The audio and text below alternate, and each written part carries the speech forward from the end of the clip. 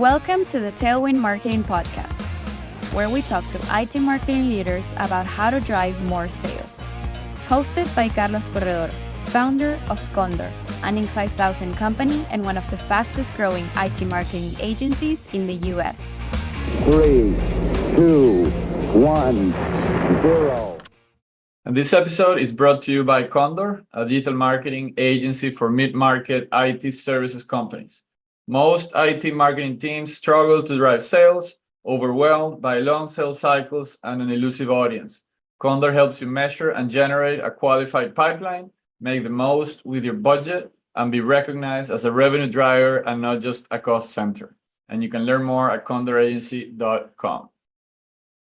Today, we want to welcome Prasanna Dhungel, who is the co-founder and managing partner of GrowByData. They are a Boston-based marketing intelligence firm founded in 2014, and they provide brands with insights into the digital shopper journey that covers search, marketplaces, pricing, competitive intelligence, and we'll be talking about that, with him today. And last but not least, he holds also degrees from Cornell, Princeton, and Kellogg, right? So really glad to have you today with us, Prasanna. Thank you so much, Carlos. It's great to be on the podcast and really share some of these exciting changes that are happening in marketing and how leaders can really stay on top. And we were talking before the podcast, right? And one of the topics that we thought was really appropriate to deep dive was the evolution of search. On one hand, because that's a main area of expertise that Prasanna and his company has focused on. Number two, it's heavily data driven, which again, the company is called GrowByData. And in digital marketing, that's the way it goes, right? So why don't you explain us, Prasanna, how that advisory or how has the world of search evolved in your eyes over the last, let's say, 10 years from more of a traditional SEO and the first years of Google Ads until today with AI, et cetera, right? Why don't you walk us through that journey? Sure. So as we look at Google over the last decade to 15 years ago, it's tremendously changed. Marketing leaders use search as a major channel to drive lead flow. And back in the day, you were seeing traditional rulings and then text ads in B2B, right? And it was pretty simple. Now, over time, Google used signals that those who are searching and clicking, were giving Google to make the search experience much more richer.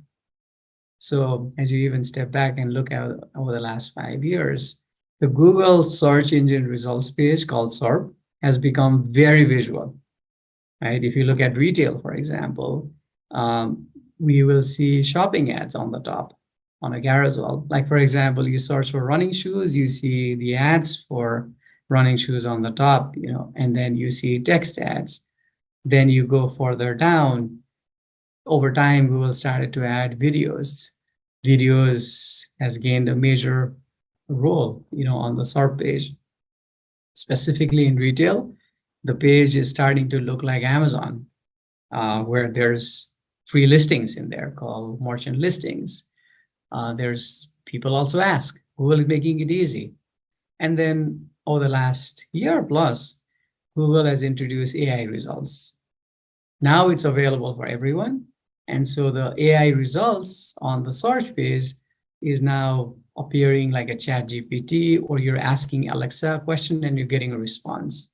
So over the last 10 years, what's really happened is the blue links, organic listings to text ads has evolved into this many, many formats that we're getting.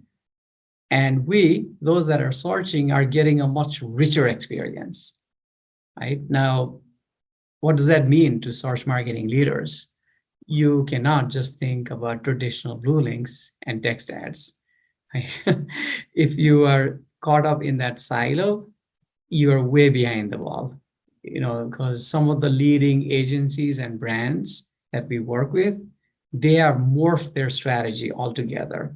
They are looking at Google holistically. They're looking at what Google is showing at the top of the page. They're looking at how merchant listings, it's a free listing on Google, is appearing on the top of the page. Some of the leading brands we work with, they actually were caught by surprise that their competitor was picked up by Google on these free listing versus them, right? So it just has become much more dynamic, and it's also a tremendous opportunity. So we did some analysis over the summer in which we were finding that Google was picking Amazon and Walmart on retail, on shoes, whereas in the AI results, it was picking up a lot of other brands. So why I bring that example up, and it's actually applicable across the board in other industries as well, is Google is really picking up those that are giving good signals. And we've seen brands we hadn't heard of get captured on the AI results. So there's a lot of changes happening, and you cannot be caught up in your old ways. I think you really have to be giving good signals to Google. You really want to understand what Google is doing. You want to be experimenting and really gain an edge versus some other industry leaders who may not be there yet. So it's exciting. One thing that I would add to that evolution is obviously how competitive it has gotten, right? 10 Right. years ago, the low-hanging fruit was, being on Google Ads, to generate leads. I think that's definitely a saturated market today where it's a money play, right? The enterprise companies are willing to pay, not even $10, $20 for a click, but sometimes even in the hundreds, right? For the right keyword. So I see this rapid evolution, especially with AI in the last, let's say year, as an opportunity for mid-market companies and even smaller ones that are more agile, right? To start competing and fighting back against enterprises who tend to be a little more slow moving and slower to adapt. Would you agree with that? Number one? Absolutely. And then to your point, what does it mean, to be a more holistic, or to be thinking about Google and positioning for Google in the year of 2024? Right. So I'll start with the second question, right? Which is really, how do you think about Google holistically? So we as a brand, we are competing with really large players in our space that are in marketing intelligence. And we have appeared on AI results of Google. And the why is we've been looking at these signals, experimenting, and then really testing. And so this agility that you have as a brand to really be out there, see what Google is doing, test, and use the signals that you're getting to rapidly adapt is actually a key differentiator of those that are leading on AI. So I will say that, you don't have to be the biggest brand. You don't have to be the one that has the most amount of money. You just have to focus, use signals, understand, and keep testing, right? So that's huge. And that will be very important as we go into 2025. That's one. Second, I do see Google increasing prominence of the AI results. It's continuing to iterate the types of ads that Google is showing. We haven't really seen ads in the wild on AI results, but it is coming. And so you really want to watch out, and you really want to be experimenting and be ahead of the curve on that. Because what I noticed is in 23, 22, Google came out with something called popular products on the page. And those that tested and really understood the why gained that free real estate on Google and really won. So to come back, you really want to understand, you really want to see what Google, you want to be giving signals to Google and really doubling down on what's working. So that's critical, right? The second part of the question is, you're right. Like back in the day, it was just text ads, right? And now it's, in fact, you're spending more on text ads and you're getting visibility. There's another problem. I mean, that sometimes brand leaders do not understand. because of the visibility of these ads, there's a lot of potential fraud. So there's affiliate fraud we're also noticing. And so you want to watch out. As a brand, you might be paying $50 per CPC, okay? But is it because, it's really $50, or are competitors also bidding on your brand terms? Are affiliates hijacking your links and then inflating CPC? You need to know that, and generally Google doesn't give you that kind of visibility. So you need intelligence. You need to watch out, and you need to understand if competitors are causing the problem. You need to understand if there is affiliate violations that are causing, and really manage your channel and rein in on the rising cost of even text ads. That's also critical because you're wasting dollars otherwise. Mm-hmm. And in terms of the first part of the answer, right, with the signal, being aware, and not only being aware, but testing signals and how what you're doing is being recognized by, in this case, Google.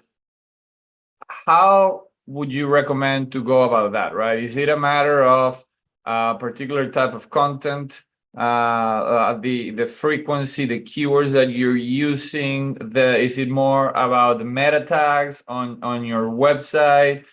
What exactly, or what approach would you recommend to somebody that is, again, listening to this and say, oh yeah, I definitely want to do that? Like, where do they start? How do they plan for, like, let's say a plan for next year to allow them to do that? Right. So the first thing is you need monitoring.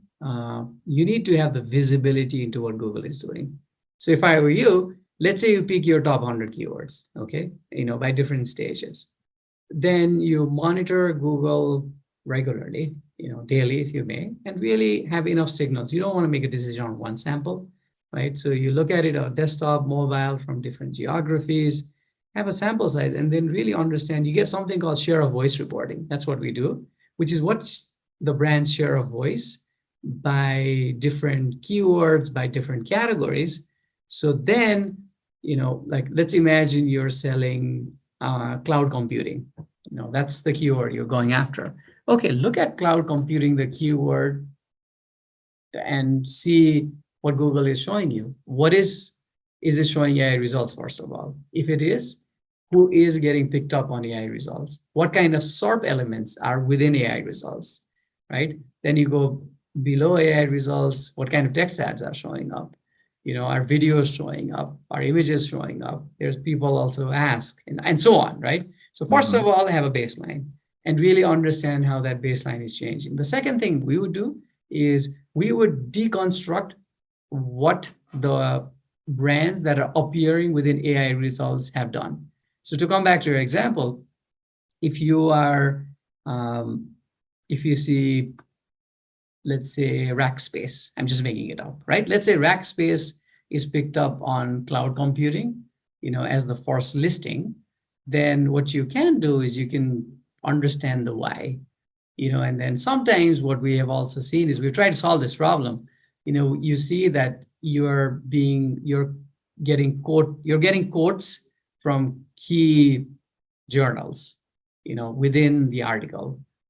The second thing we have seen is off-site SEO seems to play a prominent role. So we have seen that leading journals are also picked up by Google. So let's say, you were picked up by CIO magazine. Rackspace was picked up as a leading vendor by CIO magazine. Then CIO magazine comes up, or there's back and forth, even on the content. So the importance of this offsite signals from credible journals, I use the word credible, right? Not just about any kind of source, but really high domain authority journals linking back to you. The importance of that also goes up. So we've seen clients really test things like this. We've tested things like this, and that has been a signal of getting picked up within AI results. So that's been a learning for us. Then the other thing is, what you start to do is, if you're starting to see videos really rise, make sure that your videos are well optimized with the right kind of keywords, and make it easy for Google to pick it up.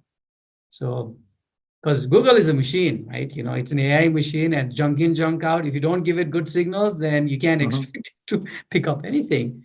Mhm. So that, you have, again, step one is baseline, get share of voice reporting, understand what SERP is visible and how Google is changing that.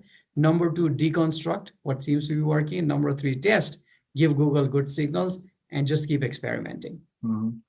Yeah, it's interesting the way, as you were explaining it, the way that I was understanding it in my head, it's number one, intelligence first, don't go out, start doing a bunch of crazy things just to test by the sake of testing, right? You need to be smart on what you spend time, implementing to test, and then the monitoring of the share of voice and the deconstruction of what's working, right? It's one way. So, it's a basic concept, but not you can never be too redundant on making sure that people are doing that. And number two, I see it as kind of a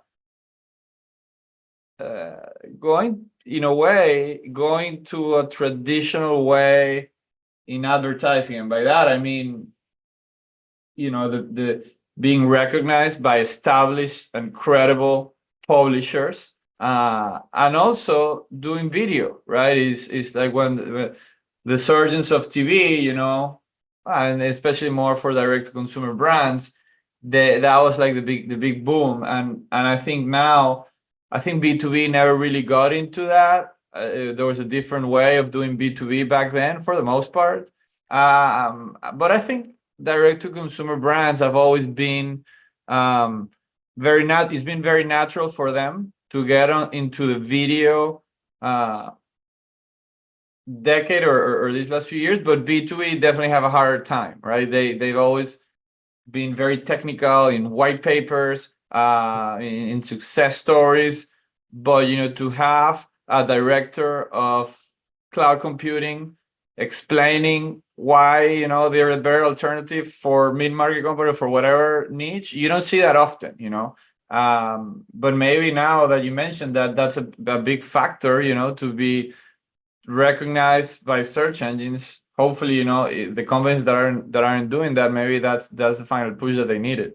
Yeah, I think there's two things that are coming into the picture here. One is the intelligence that you have, is the monitoring you have really keeping up with the times, right? So the lens on Google, are you looking at Google in this new paradigm, or are the tools you have in place to look at Google still stuck in their old ways? Because if you don't see, what you don't see is what you don't know, right? So you need to see Google in the new lens and how fast it's evolving. That's one, right? The second is, you and I, Carlos, we are consumers. All of us are consumers. If we like to watch a video on YouTube on the weekend to figure out how to fix our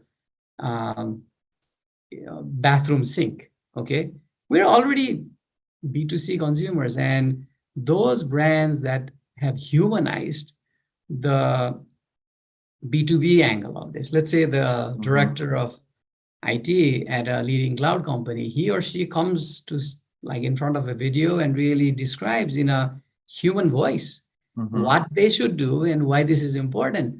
We like it. Our behavior isn't going to change whether we're at home or we're at work. These days we work from home.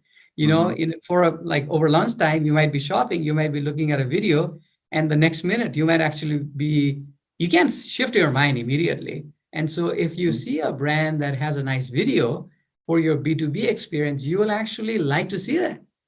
And the other thing we did find, Carlos, is we actually have found that leading brands do not have videos, and their brand is represented by sometimes YouTube video bloggers who may not really portray the same brand. Imagine you're a large brand, right? You want to portray a certain authority, right? You want to portray a certain brand. And if you're not doing that, Google might pick up a video blogger who may have 50,000 likes and subscribers, portray your brand. Is that what you want to do? And many times when we show that to brand leaders, they're like, wow, that's dangerous. So again, I think it's about making sure that whatever you are using to monitor is really keeping up with the times. And number two, it's also thinking like a consumer. And what we use as a consumer is what we use as a consumer in B2B. It doesn't really change. And in terms of the monitoring, what monitoring tools do you recommend? Tools or approach in general? Right. So there's lots of tools in the market. I found search marketing leaders are overwhelmed with tools. They don't want the 50th tool. So what they really need is a partner who can really, one, look at Google holistically. So we as a company, we build our own monitoring solution for that reason. We, of course, it's different. We solve a different kind of a need, but we have our own monitoring. And then secondly, what we like to do is we don't just throw data at you. We really try to understand the need and we explain, we go through the data and we say, here's a problem you have, and here's 3 areas of opportunities. And we make it simple. And rather than have you do the work, we actually do the work and try to solve the problem. And that has worked for us because I have realized that, as a head of marketing, you're super busy. You don't want to be thrown another file or another tool that you need to learn. So that's our approach. I mean, and it's worked for us. That's what marketing leaders seem to be liking. And Carlos, you might have a point of view on this, talking to marketing. Do you think that leaders want another tool or do they want this to be simple? Yeah, no, I think we definitely don't want more tools. And not only that, but I would say we don't even want more data. We want, as you mentioned, the right interpretation of that data, because then, it's almost like, and I think both marketing teams and agencies alike are scrambling to, number one, as you mentioned, vet and select the right tools. Number two, start pulling all of the data, right? And number three, finally analyzing that data. And that's really what makes it or break it. And I think, again, agencies and marketing teams they usually, they're pretty good at, let's say, using a tool, right? And SEMrush, Moz, even Google, or a few other ones, Screaming Frog, Ahrefs, etc. I mean, that's not a secret. That's not a secret sauce for anyone, in 2024. Right. And then they're pretty good at using those reports and putting the reports and updating them weekly or daily or monthly or whatever. But they are really bad at the third one, which is okay. So what, right? Like, how do I make sense of this, right? Is this, number one, statistically significant? Is there a different read on this than the one that I'm providing?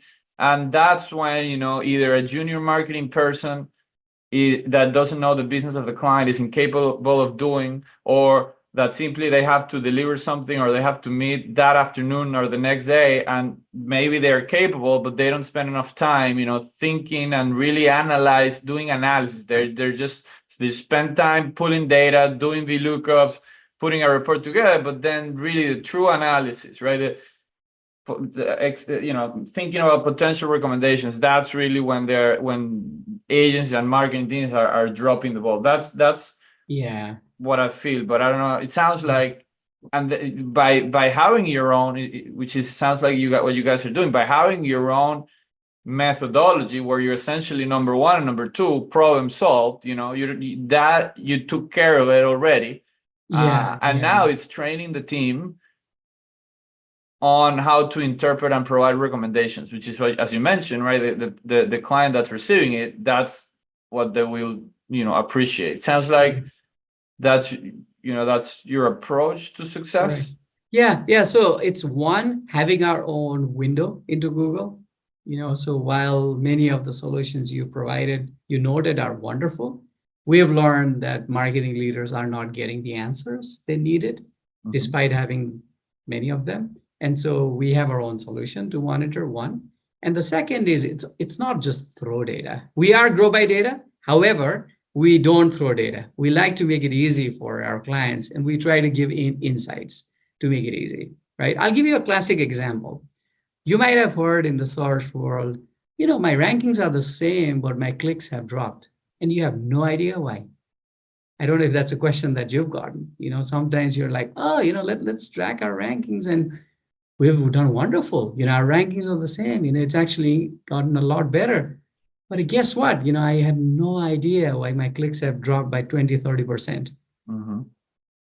If that's what's happening, what you probably are not aware is how Google is changing. So what was historically number one is probably like way down on the page. It's probably number 7 or 8. And that real estate has been occupied by something else. And you have no idea because your current tool, your current partner is not telling that to you. And you're getting a lot of pressure. And so when things like this started to happen, we said we need to do a better job of looking at Google in a different way and helping our clients. Hence, some of this sharing. But the classic one, again, I come back to you, is many times leaders are tracking a certain metric. The metric seems to have improved, but performance is dropping, and you have no idea why. Mm-hmm. That's indicative that maybe something isn't right with either where you're looking or what you're being told. Mm-hmm. How hard has it been, to create a process and a team that interprets data the right way and hits the nail in the head with the insight that data set is providing? Or sometimes, which is another problem, right? That we often face, you have a weekly status meeting, so you feel like you need to come up every Wednesday, with a world-solving insight on the next optimization that you need to do on your either SEO program or SEM program. So I think that's another challenge. But how hard has it been, or how have you seen that evolution in terms of how your team is spending their time to truly add the most value to your clients? Right. So I'll talk about the journey of our company, GrowByData. So we build the data infrastructure. We try to be world class in the type of data infrastructure, the data analysts that we do. But what we realize is that's not the only thing that the client wanted. It was not really solving the key problem. So as a company, we've evolved to become an insights company, right? And it's really hard to simplify the complexity. How do you take something that could be 100 pages or, like 1,000 rows into 3 things that you should really do, right? That requires a lot of getting rid of the complexities, simplifying. It requires a change in mindset internally for us as well. It requires us to add newer types of talent into our company who really know client needs, who really push us. It requires diversity in thinking, right? So it's a paradigm shift, I have to say. Mm-hmm. Evolving from a technology-only, data-heavy company to having market experts who don't know data at that level, but will really empathize with the customer. It requires having people who push back internally and are happy having a dialogue or a nice fight internally to simplify it. So it's a huge paradigm shift. And I would say we haven't mastered it. We're still in the works.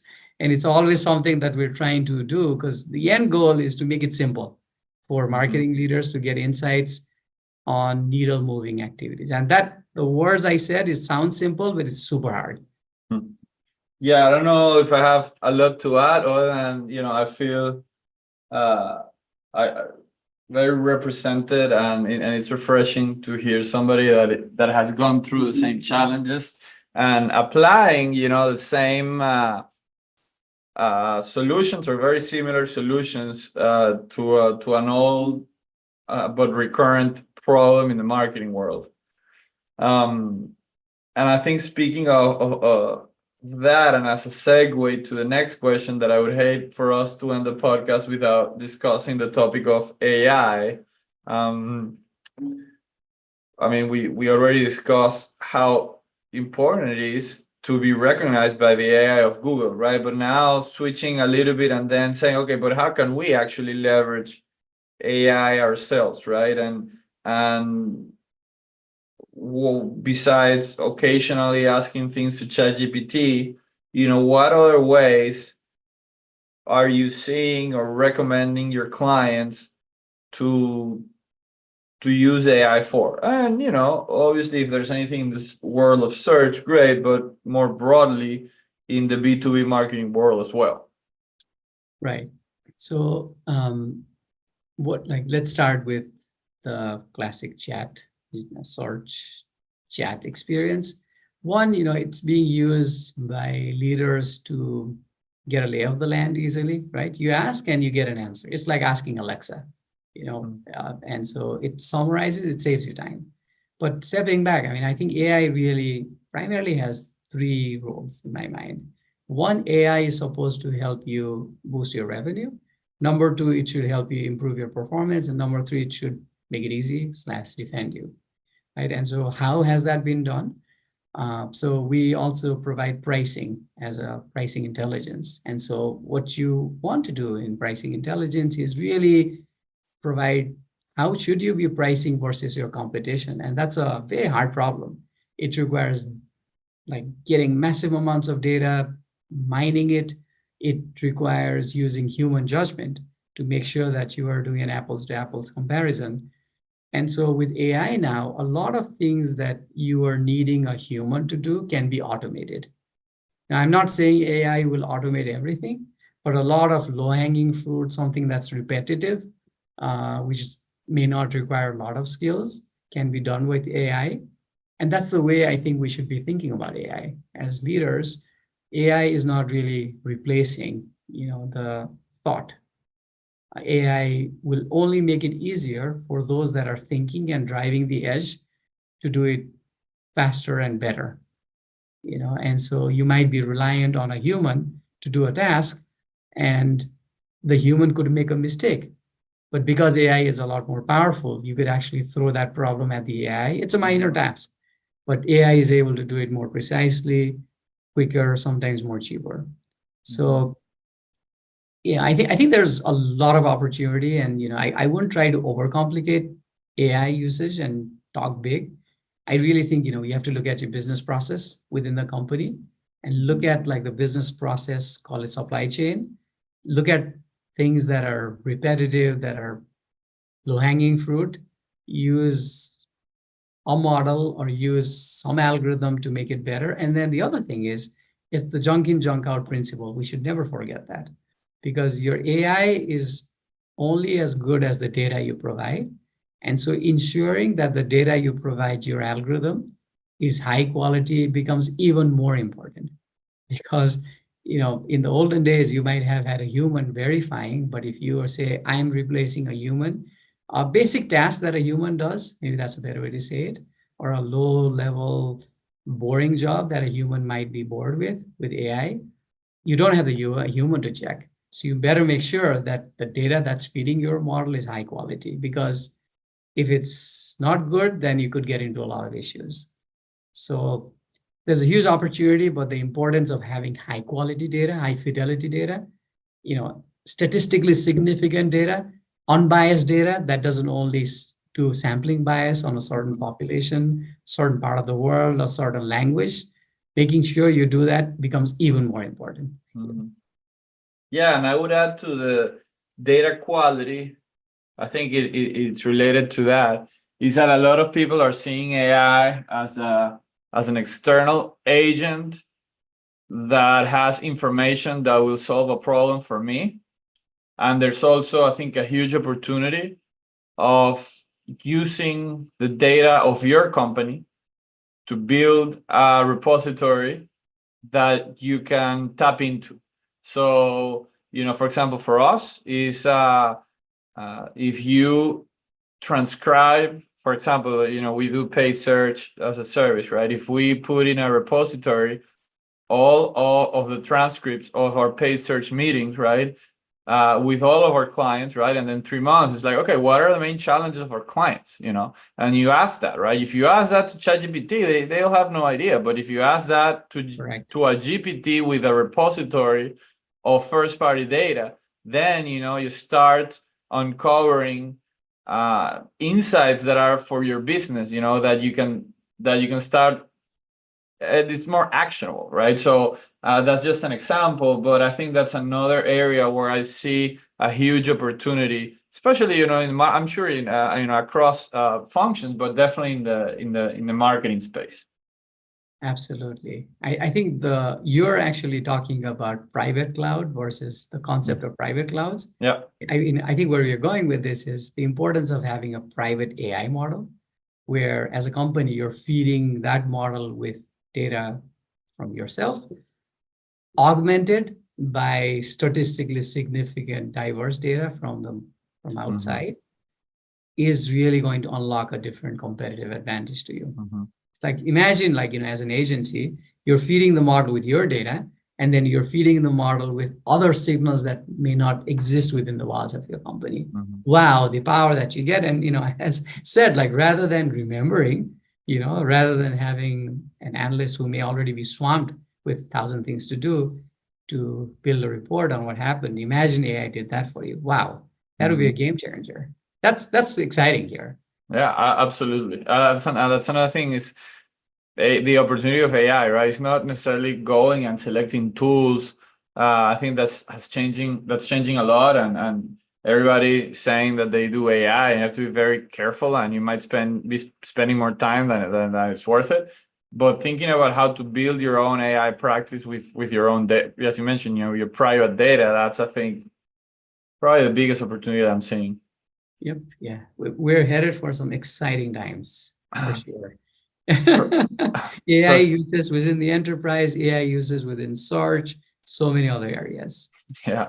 Prasanna, and anything else that we didn't get to talk that you think our audience would benefit from you sharing?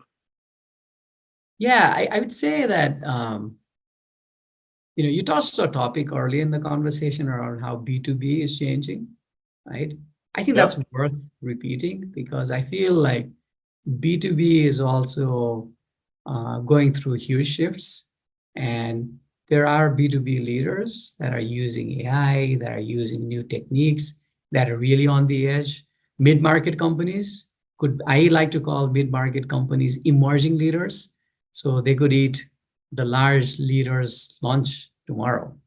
And so really thinking like a consumer, and really watching what Google is doing, and sometimes going back to first principles, really you going and digging and really figuring out whether what you're being told is accurate, and changing what you've done, throwing it away. I think that will be even more important in these times of change. You cannot rest on your laurels. You cannot be like, I'm going to chill. I don't think that, I think that's going to be a recipe for failure. So there's a huge opportunity, and as well as there's a huge challenge in the market for many. And finally, any recommendation in terms of publishers to follow, mentors, or books that have been particularly helpful for you and your team, or that you recommend the audience to? Sure. Yeah. So in my case, we follow some of the standard search journals, right there. And then the other thing we do is, I like to follow some leading CEOs, companies that have built the billion-dollar companies over the last 10, 20 years, right?